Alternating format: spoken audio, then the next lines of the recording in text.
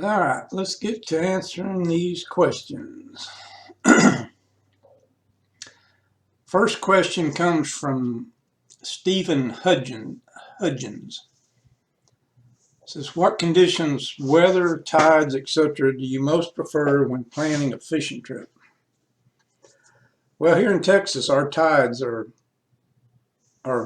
so minimal. I don't even pay attention to what the tide's doing. And as far as weather, my favorite is cloudy days with a little wind. Over bright sunshine, but with saltwater fish, it doesn't really matter that much. I mean, I just think you get a better bites on cloudy days. All right, next question. William Swanson. What's the best artificial bait that you found to catch reds with? Personally, I use live mullet and mud minnows. Oh man, that's a tough question. Soft plastics and spoons probably for redfish. Next question. How do you hold the rod when you set the hook? And this is from Vinny. I hold the rod, set the hook with it the same way I hold it when I'm retrieving. And that's with the reel in the palm of my hand. I think that's the way most people do it that are using bait casters.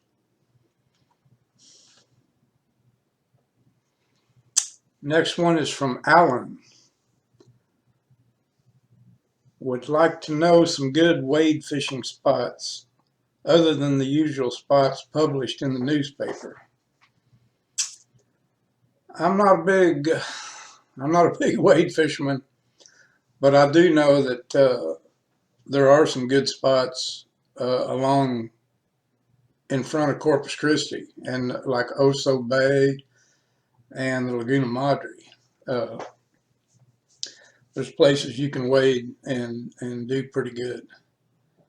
But like I said, all the wading I used to do years ago was I would take a boat to some remote areas and then get out and wade. So I'm not an authority on land-based wade spots around here.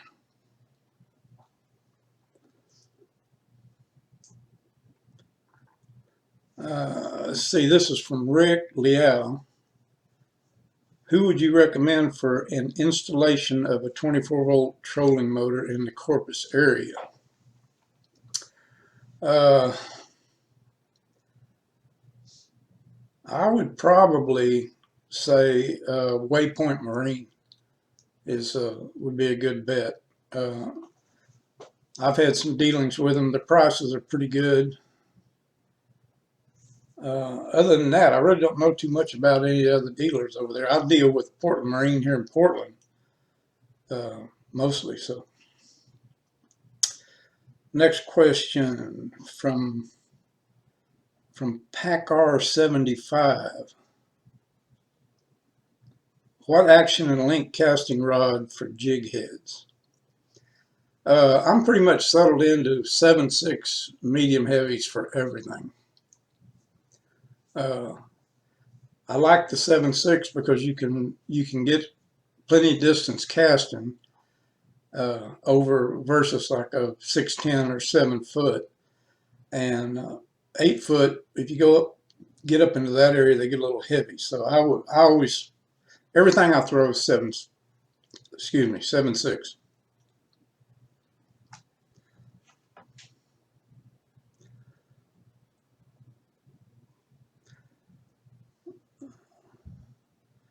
Gary Fisher, how about some info on how to fish Corpus Christi Bay? Well, that's a big bay, and I don't fish it a lot, so I don't know. I know that the gas wells out in the bay in the summertime are real good, but other than that, all my stuff is pretty much shorelines. So I really Don't know how to answer that question as far as the whole bay is concerned.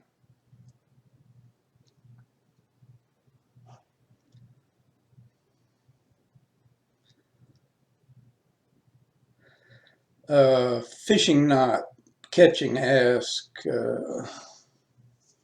For somebody that's landlocked and doesn't have a boat, where should they fish in the Corpus Christi area with lures? Well, I've made a bunch of videos on the jetties and the bayfront. Cole Park, there's some good areas there at Cole Park. And of course, Packery Channel is real good, especially in the summertime.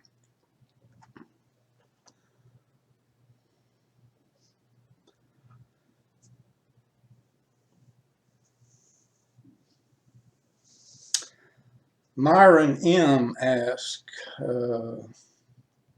heading to Ramses Pass, wondering what areas you recommend fishing right now, and also what bait and lure to use. The problem right now is we have our massive low winter tides, and a lot of the flats that I fish, you can't even get into now because there's no water. It happens every winter. We have these, they've got a name for, I'm not sure what they call the winter tides, but they go real, real low this time of year. So I would suggest even the drop-offs of the intercoastal is good when the tide's real low, or going to the outside of the bay side of the Spoil Islands there in the Ramses area is good, because you're not going to be able to get around in a lot of places. So there you go.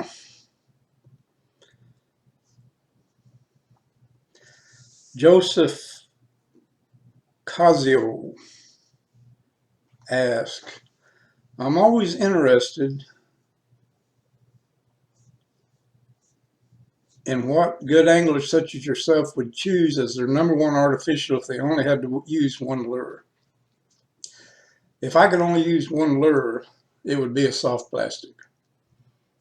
Because you can do so many things with them. You can fish them shallow, you can fish them deep, you can fish them with jig heads, you can fish them weightless. If I could only use one lure, it'd be a soft plastic.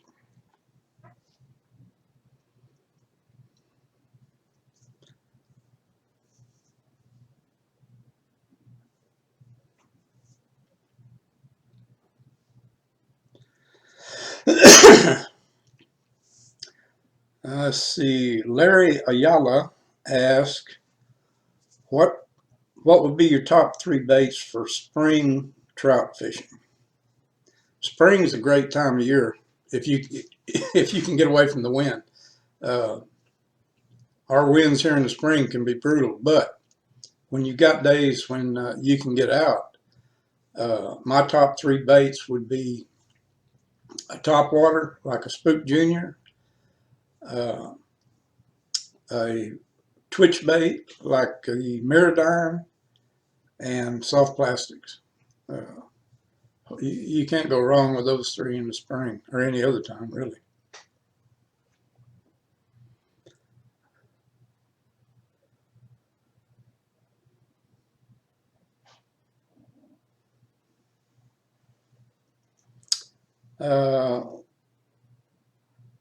Wadili, I guess that's how you say it. Have you ever targeted any other fish species other than reds and trout? I would really love to see how you catch sheep's head.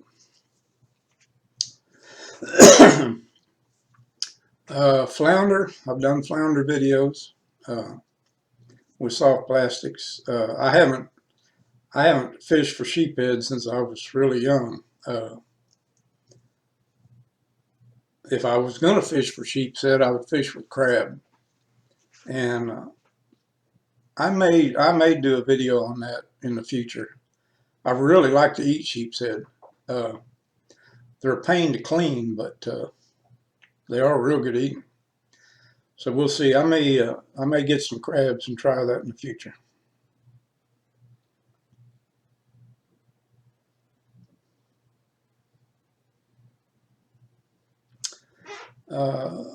Keyberg asks, have you ever thought about having a meet and greet? Uh, yeah, it's crossed my mind. Uh, I haven't. I just haven't thought of a good place to do it, but we may do that in the future.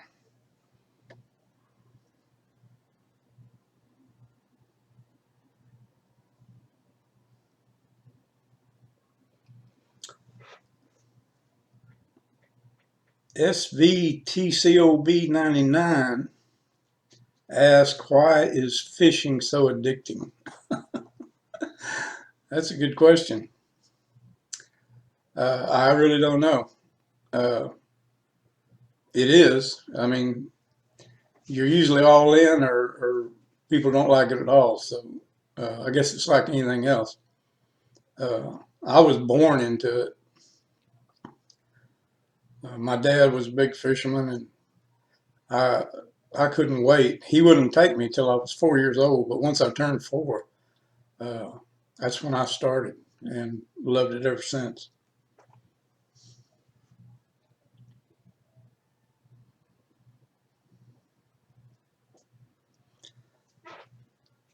David Nuts, my question is, will you promise not to do any bikini fishing videos?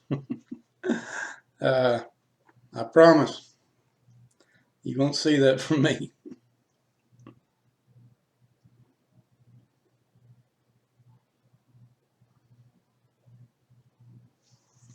Jess Moore asks, when throwing a soft plastic into deep water, do you count down the lure or just drop it all the way to the bottom? It depends on the bottom. Uh, like the jetty videos you've seen me make, one side of that jetty has tons of structure, so you can't let it go to the bottom. Uh, what I do there is I'll throw it out and I'll just count it down to where I think I'm about halfway between top and bottom and start it back, because if you go all the way to the bottom you get hung up. Now the other side of it is a clean bottom, and there I'll let it go all the way to the bottom and then start my retrieve. But it just depends on where you're at and what kind of structure's there. Harrison Sanders asks, what's your favorite baitcaster reel? Right now it's the Daiwa Coastal that that I've had for a few months. That thing's unreal. Uh, all the Daiwas I've ever had have been really good reels, but this one is well, it's a little more expensive than the regular Tatulas and stuff. And I don't know if it's the gearing or what, but that is the smoothest reel I've ever turned the handle on. Right now it's the Daiwa Coastal SV.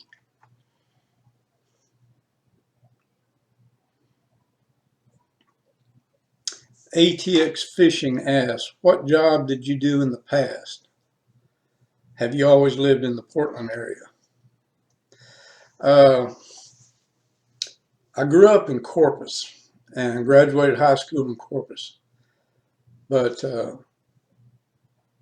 I got a job in Ingleside at the DuPont plant there, which later turned into the Occidental Chemical plant. And I just got tired of fighting the traffic. And I moved there not too long after graduating from high school when I got that job, so I'll be closer to work. And I've been here ever since. Corpus is just too big for me.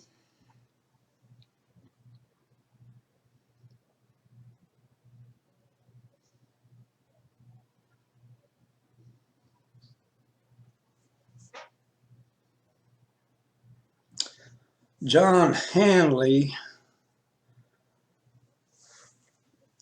I noticed that whatever artificial you're throwing, you use the same twitch pause mixed with a twitch pause. Is that a good strategy for any time of year? It works for me. Uh,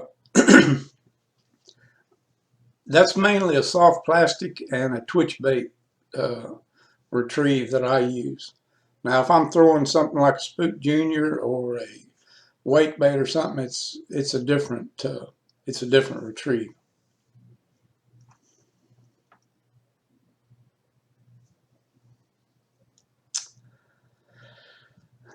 The Judge Montana Collector asks, why don't you do a video on night fishing? Why don't, second question, how come you don't do a video using different live baits? I used to do some night fishing when I was young, and I mean, you can catch fish doing that. It's kind of a pain, and it's just not something that I really enjoy. And as far as live bait, it's just not not something that I like. Years ago, before I was even old enough to drive, the old man that actually got me started fishing artificials was a legend around here. His name was Ace Kimball, and he owned a bait stand on the lagoon. And he told me something, because I used to fish with live shrimp when I was a kid, and I just thought that was the only way to go. And he's the one that gave me an artificial lure and told me to use it. And his statement was, if you're fishing live bait, you're not fishing, you're just catching. So to me, it's more rewarding to trick them into hitting artificial.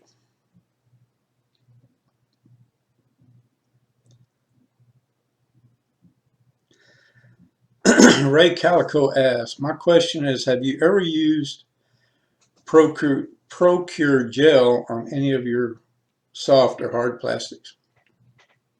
I actually have. I never did up until about 6 months ago. And after hearing a bunch of y'all ask about it and everything, I decided to give it a try. And as far as does it help, I really can't say, because I don't know if there's really any way to test it. I mean, to really have concrete evidence that it helps. I can tell you this, it doesn't hurt at all. I do notice in the summertime when I was using it, you get a lot more bait fish and stuff pecking at your lure. So there may be something to it. I mean, it may actually work.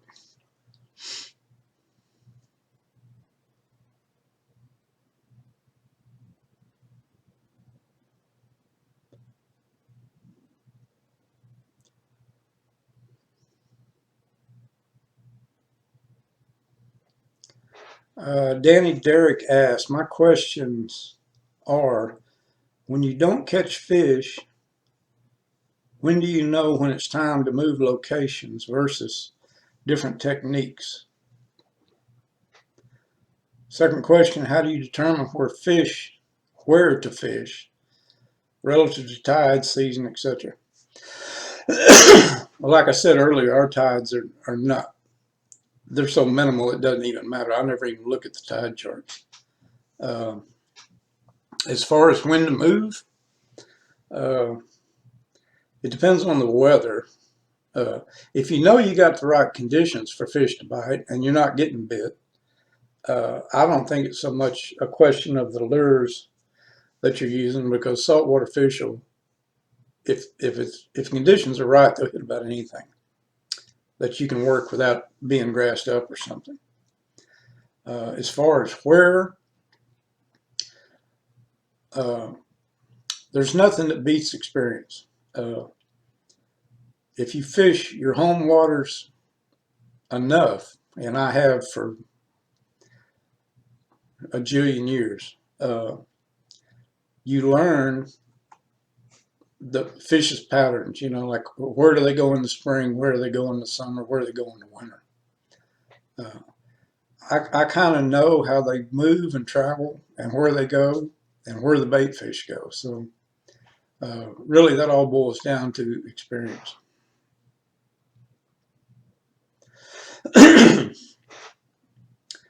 Big as a biscuit asks, how do you catch so many fish on every video that you make? You must have a great honey hole.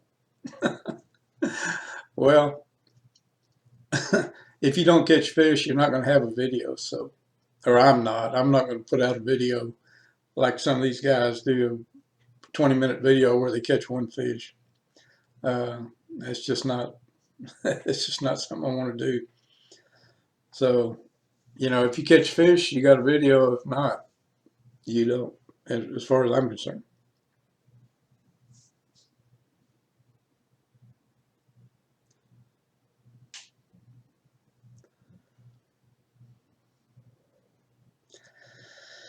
Uh, Godly Smacks asks, what is your favorite rod? Man, I've had so many of them over the years. Right now is the St. Croix Mojo 7.6 medium heavy fast action that I'm using. I actually showed it in a video a while back. Right now, that's my favorite. Uh, it's light, it's sensitive, casts good, like that. You know, and I've got the Fate Chrome 7.6 medium heavy fast actions, and I like those too. And they're considerably cheaper, but you give up some sensitivity when you go to a cheaper rod. Bruce Beaver, be nice to hear you talk about your retrieve and various baits and how you adjust that based on the time of year and temperature of water as to where the water column. You try and keep the bait, and does it vary throughout the year? Yes, it does vary throughout the year. And mainly it's based on water temperature. If the water's warm, you know, they'll hit a fast moving bait. If it's cold, you're going to have to slow down a lot. So yeah, it does vary with the weather. It's mainly water temperature.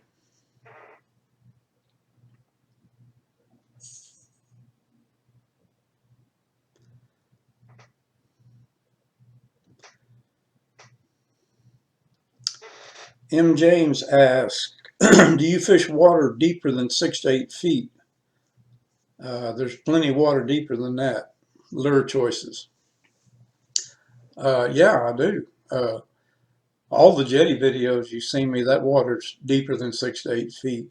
And when I'm fishing the bayfront, that water's deeper than 6 to 8 feet. As far as lure choices, anytime I'm fishing that deep, I'm almost always going to go with a soft plastic with a pretty heavy jig head, like a 3/8, or a big heavy spoon, like a 3/4 ounce spoon for those deeper areas.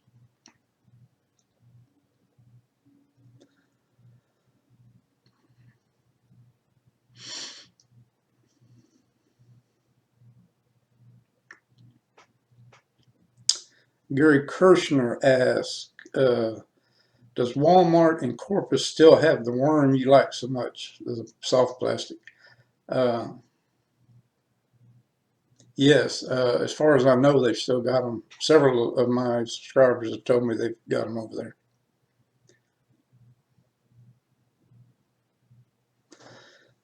Ben Berry asks, what do you prefer, tying leader to leader or tying leader to a swivel?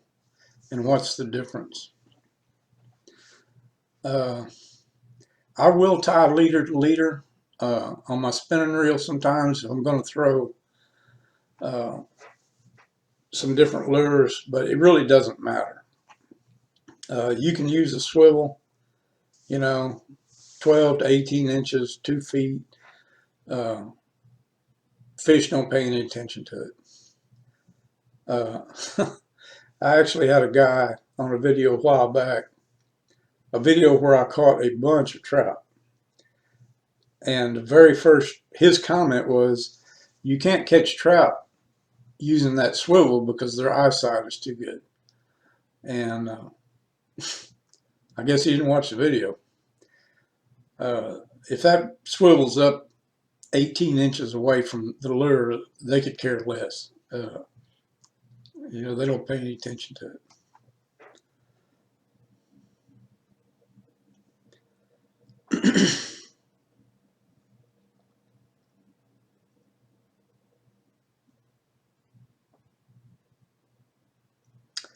Louis Villarreal asked, same question. I've already answered this one about only one lure. What would it be? And that would be the soft plastic.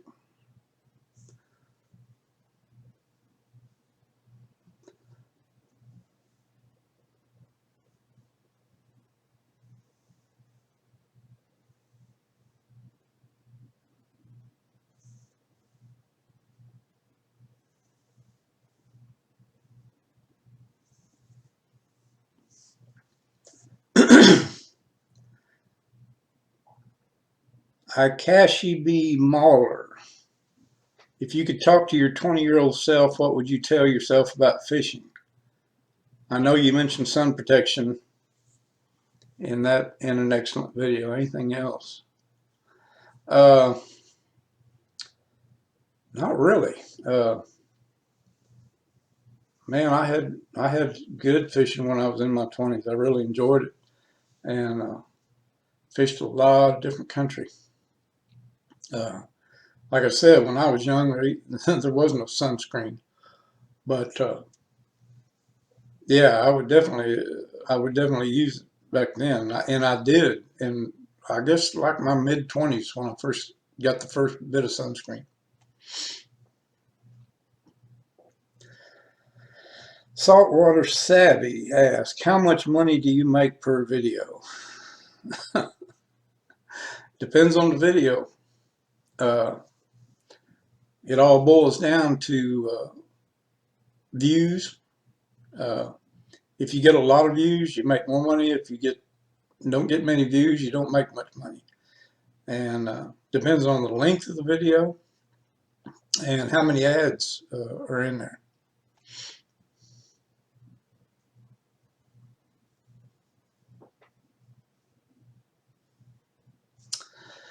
That's going to do it.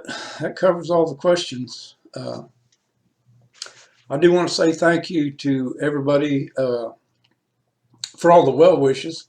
Like I said, this is nothing serious. It's just going to take a little time to get healed up and on medication to get it squared away. It's nothing serious or life threatening. But I do appreciate all the well wishes and the get wells and stuff. So anyway, thank you all for watching, and I hope you like the answers.